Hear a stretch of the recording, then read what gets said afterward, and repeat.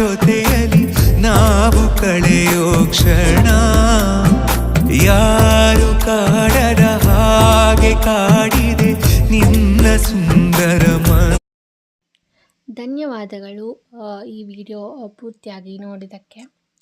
So ಈ snacks recipe ಯಾವುದು ಅಂತ ಕಮೆಂಟ್ ಮಾಡಿ. ಇದು ಮೈಸೂರಲ್ಲಿ ಮಾಡುವ ಒಂದು ಸ್ನ್ಯಾಕ್ಸ್ ತಿಂಡಿ.